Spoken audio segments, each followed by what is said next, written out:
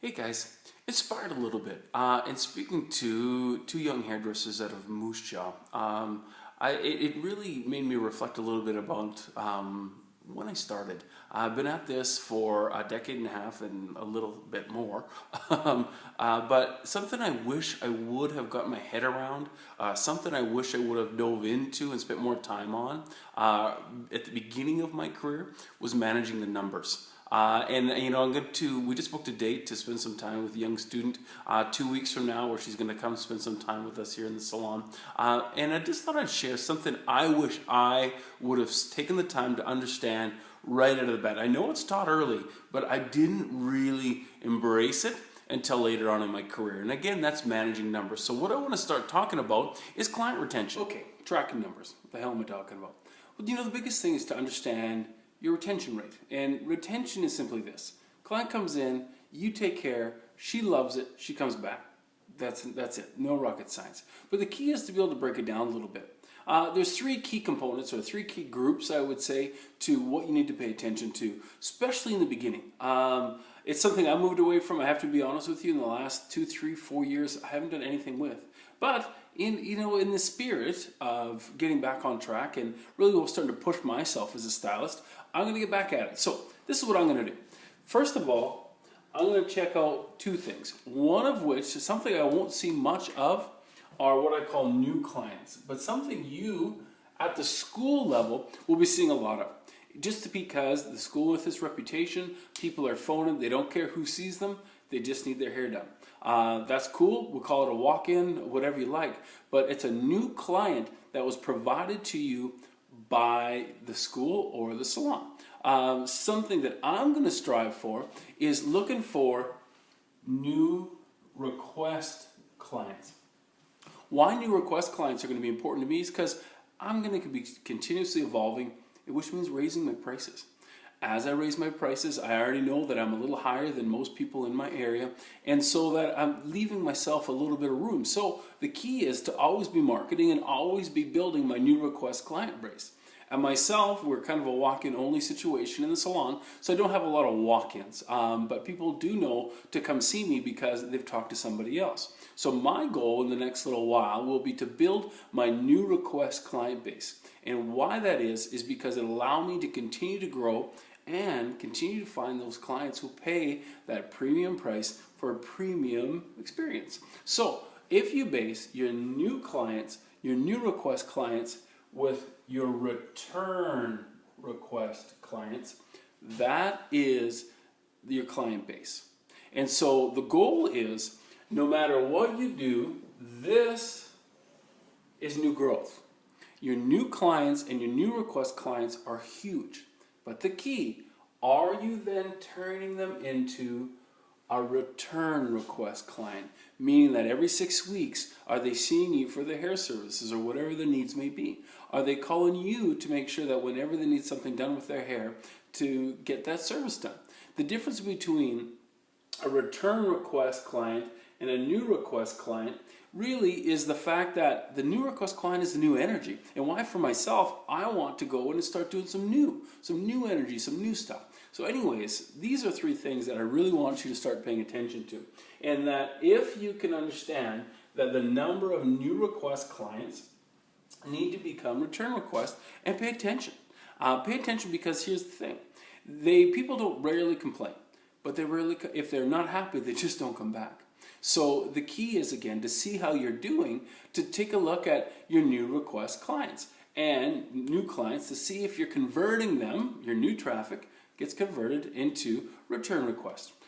Kim Calloway, a girl I used to work with a long time, says, clients are in your life for a reason, a season, or a lifetime. And you know what? You can't please everybody 100% all the time. People are going to come and go out of your world, and it is challenging when you see, in my little small community, where I see people walking down the street that I used to do their hair. But the challenge is that as I continue to grow and raise my prices, my service dollar isn't quite for everybody. So in the next little bit, I want to take a look at what it's going to take to make a return request client. Okay, let's share some ideas on how we can convert our new request or new client into a return request. To me, the most important part of the whole thing, if you want to make a focus to this, is to rebook on or work on your rebooking.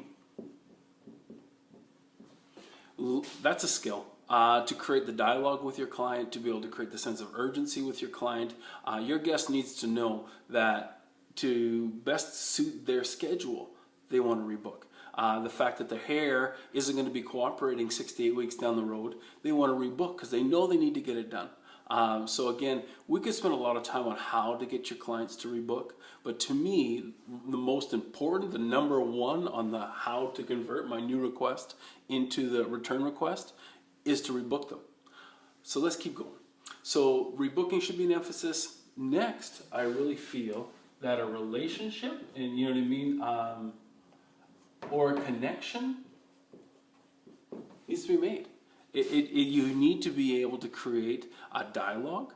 You need to be able to feel that there is a connection and that their needs are being met, that you understand what their lifestyle is, that you understand what their facial shape is, and then you can best produce a look that will look awesome that they can do at home.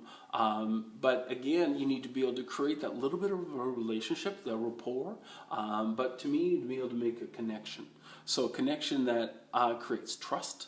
All the different things that will component that you have that little something that you can connect with them on. How do you connect or create relationships? Ask them a lot of questions about them. Keep the conversations that you have about them. Keep interested, open-ended questions. Lots that we could go into a long period of what we could do here, but to be able to create a connection with them that creates trust. So again, at the end of it, you know, I'll write trust in here, but you only have relationships with people, you only really connect with people that you trust, and they need to trust in you. To me, what we make sure again, so you've made a rebooking emphasis every time they leave. Doesn't matter if they know they're not going to rebook, you ask anyways. The relationship you need to be able to create and connect, and at the end of the day, they need to trust you, which again falls into that category.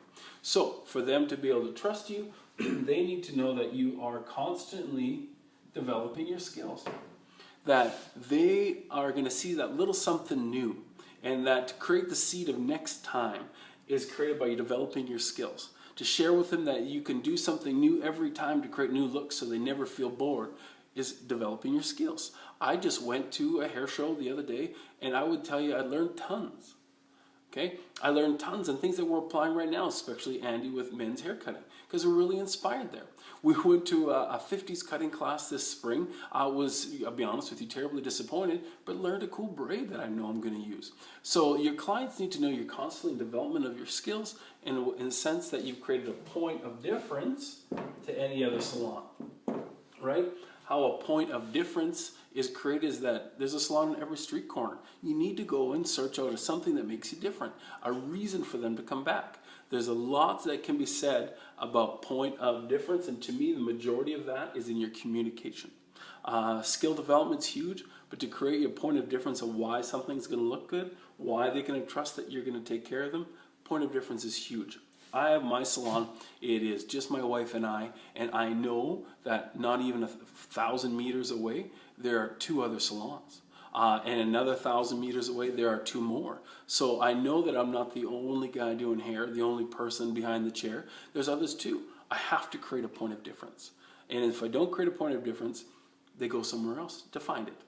So all of that happens, again, to sum it up, to me, in the experience that you create. And the experience you create is in the little things. The experience you create is today, all my guests had a hot towel put over their chair. Everything to make the experience that much better. When that's all said and done, from the little things in the experience, the little details on how easy it was to book an appointment, the last will be the follow-up. This is something I did a ton of in the beginning, and I've stopped doing. But again, thank you to you guys. I just called a client that I saw on Saturday for the first time. She rebooked for her nails and she rebooked for her lashes, but do you know what? She didn't rebook for her hair. So she's a new client of mine. She's at a new price point. So I'm going to call her to make sure she's coming back. And so do you know what the great thing about that? I left a message in her answering machine. So even if things are great, or even if there is a challenge, she knows we care and that she can give me a call at any time. So anyways, these are a few things that I feel are important to creating a new request client. We're going to talk about it in detail. I'd love to hear from you on what you guys think. But before I kind of wrap this whole thing up, let's talk about how we're going to track it. Okay, so all the smoke, and let's get to some action. So again, here's my challenge to you. You too, if you don't do it now, what I recommend you start tracking this thing. And again, it doesn't matter if you're a student or you're a young professional, tracking this, you've got the time. You've got space in your day. You've got time for this. So what I recommend you track, again, like we talked about, is could be an 8.5 by 11 piece of paper, or however you want to do it. You could do it on a spreadsheet on your phone. You can do whatever way you want to so that you can reflect back on this as time goes on. So you want to track your new request client, your new client, your return request. Then here I've got your total services and your retail. Those are things to me that should be automatic all the time, every day. You should have a handle on this. And so again, why this is important? Because in the beginning, for an example, my goal was 20 at the end of the month. I wanted 20 in the new request column. When I was really came to Saskatoon and I started to build my business a second time, or third time, or fourth time, because we've been moving around, I wanted 20 new requests a month. And I knew that if in the first month, if I could keep 15, right? That becomes 15 in the next column, right? Then the salon might give me, say, 10. Well, now I've got 45 that month that I'm seeing. The key here is as the week goes on, this column you want to change. If this stays at 20, but the next month, so I got 20 more and I kept another 15, now this goes to 30. And the next month, if I had another 20 here and I kept 15, this goes to 45. You see the difference. I think there's a lot we could talk about in a sense of how to grow this and how to go about it. That's a different thing. To me, what you need to start doing today is tracking it. Is that tracking the idea that you want to set a goal for how many new clients you want to see, and then how you're going to convert them into return request. Because what happens once you get this and you total them all up, so this month, if this stayed the same, I would have, 75 clients. Well, how I create my income is I times that by my service dollars per client. And in doing that, that gives me my total service dollars from which I draw an income from. So all of this matters.